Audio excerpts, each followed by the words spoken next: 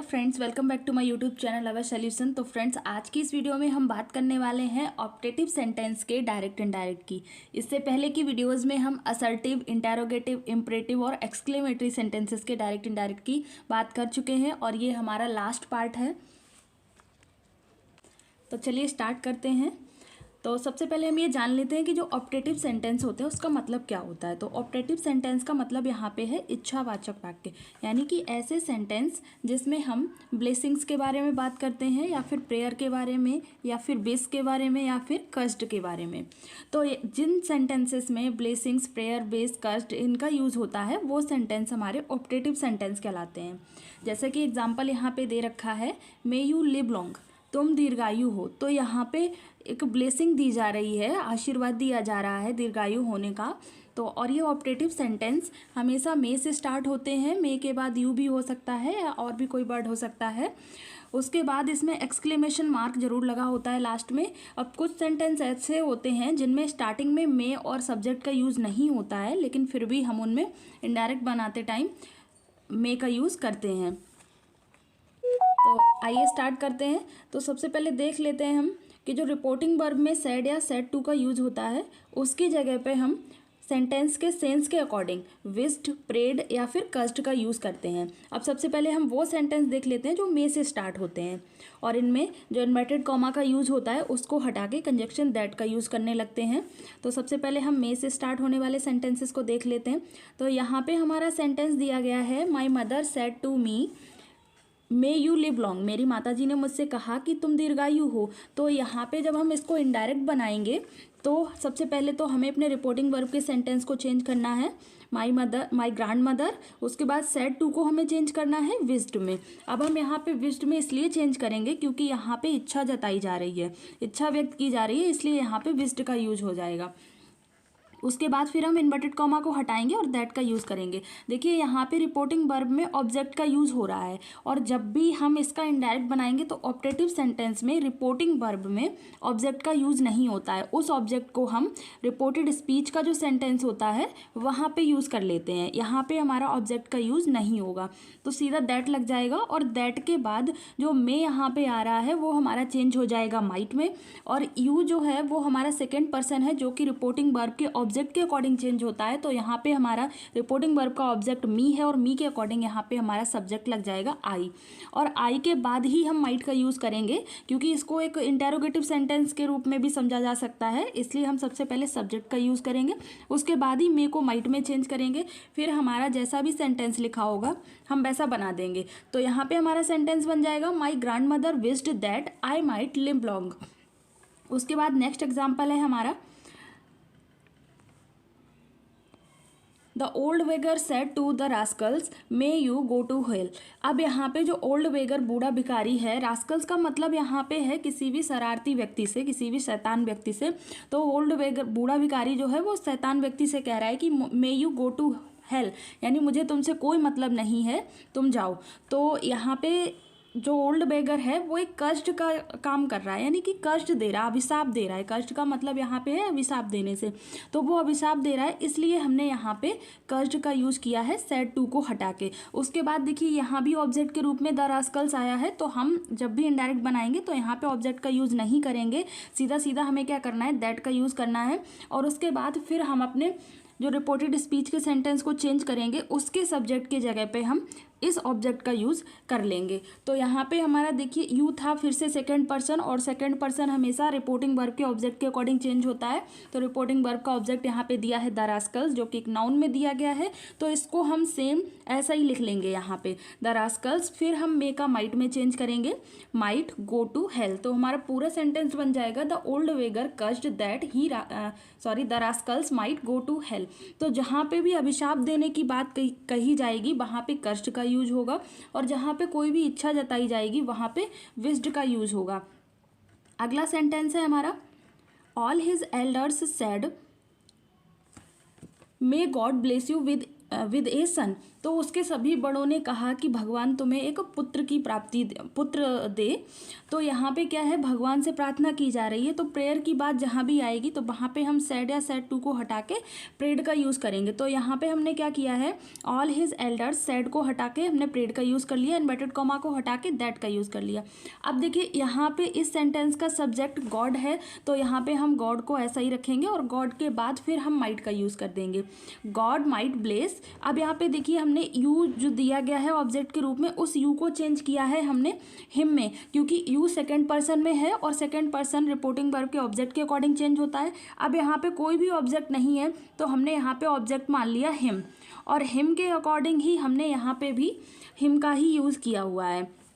फिर आगे हो गया हमारा विद ए सन, तो हमारा पूरा सेंटेंस बन गया all his elders prayed that God might bless him with a son. तो ये हमारे वो सेंटेंस थे जो मे से स्टार्ट हो रहे थे, जिसमें अगर किसी में इच्छा जताई जा रही थी तो वहाँ पे विश का यूज़ हो रहा था, कहीं पे अभिशाप दिया जा रहा था तो कष्ट का यूज़ हो रहा था, और कहीं पे अगर भगवान से प्रार्थना की जा रही थी तो वहाँ पे प्रेड का यूज़ हो रहा था। अब हम वो सेंटेंस देखेंगे जिनमें स्टार्टिंग में मे का यूज़ नहीं होता है, लेकिन उनमें भी इच्छा जताई जाती है, कहीं भगवान से प्रार्थना की जाती है तो वहाँ भी विश्ड का ही यूज़ होता है। तो आइए देख लेते हैं। तो यहाँ पे हमारा ये टाइप 2 है और इसमें हमारे वो सेंटेंस आएंगे जो मे से स्टार्ट नहीं होते हैं, लेकिन उनमें मे और यू का जो अर्थ है वो छुपा रहता है। तो सबसे पहले देख लेते हैं, हमारा यहाँ पे पहला सेंटेंस दिया गया है, my class teacher said be happy in life. मेरे कक्षा अध्यापक ने कहा कि अपने जीवन में खुश रहो। तो यहाँ पे कक्षा अध्यापक के द्वारा इच्छा जताई जा रही है, तो इसलिए हम इसमें क्या करेंगे, सैड की जगह पे विज्ड का यूज़ करेंगे। माई क्लास टीचर विज्ड, उसके बाद इन्वर्टेड कॉमा को हटा के दैट का यूज़ करेंगे। अब देखिए हमने भी बताया था कि मे और यू जो होता है इन सेंटेंसेस में वो छुपा हुआ रहता है। तो अगर यहाँ पे मे यू को हम मानते हैं तो यू हमारा सेकेंड पर्सन में आएगा, और यू के अकॉर्डिंग जो हमारा जो रिपोर्टिंग वर्ब का ऑब्जेक्ट है उसके अकॉर्डिंग यू चेंज होगा। तो यहाँ पे हम रिपोर्टिंग वर्ब में ऑब्जेक्ट की जगह पे मी मान लेते हैं, तो मी के अकॉर्डिंग यहाँ पे हमारा जो सब्जेक्ट है वो आई लग जाएगा, तो I might be happy in life हो जाएगा। तो इस तरह से इन सेंटेंसेस को भी हम सेम उन्हीं के जैसे बनाते हैं, बस इसमें सैड को हटा के विश्ड का यूज़ करना है, कॉमा हटा के दैट का यूज़ यहाँ भी करना है। बस आगे जो इसमें सब्जेक्ट और हेल्पिंग वर्ब नहीं दी होती है वहाँ पर हमें मे यू अपनी तरफ से मानना पड़ता है, क्योंकि यहाँ पे ये हाइड होता है। तो यहाँ पे हमने उसी के अकॉर्डिंग आई माइट अपना सब्जेक्ट और हेल्पिंग वर्ब का यूज़ कर लिया है। उसके बाद आगे बात करते हैं अगले सेंटेंस की।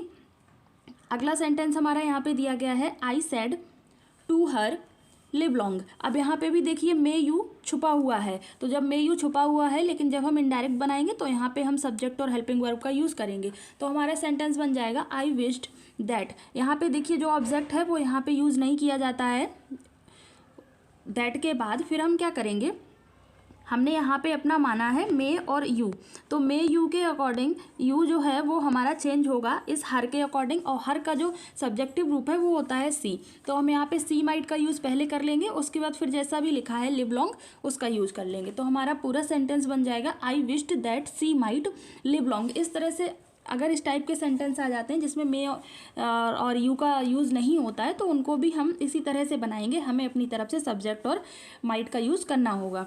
अब नेक्स्ट टाइप है हमारा, कुछ ऐसे भी सेंटेंस होते हैं जिनमें रिपोर्टिंग वर्ब में गुड बॉय या रिपोर्टेड स्पीच में गुड बाय या गुड नाइट का यूज़ हो, या फिर कहीं पे good morning, congratulation, happy Holi, happy Diwali, इस तरह का यूज़ होता है। तो वो सेंटेंस हमारे किस तरह से बनते हैं, तो यहाँ पे देख लेते हैं एक बार। अगर हमारे रिपोर्टेड स्पीच में गुड बाय है या गुड नाइट है, तो गुड बाय या गुड नाइट होगा तो उसके स्थान पर हमें सैड या सैड टू के स्थान पर हमें बैड का यूज़ करना होगा। बैड का मतलब भी यहाँ पे कहना से ही है। और अगर हमारे रिपोर्टेड स्पीच में गुड मॉर्निंग या फिर कॉन्ग्रेचुलेशंस होगा तो उसको हमें चेंज करना है विज्ड में। तो ये दो बातें हमें याद रखनी है, अगर गुड बाय या गुड नाइट होगा तो उसको हमें चेंज करना है बैड में, और अगर गुड मॉर्निंग और गुड नाइट होगा तो उसको हमें चेंज करना है विज्ड में। तो इसके एग्जाम्पल देख लेते हैं। यहाँ पे देखिए हमारा एग्जाम्पल दिया गया है,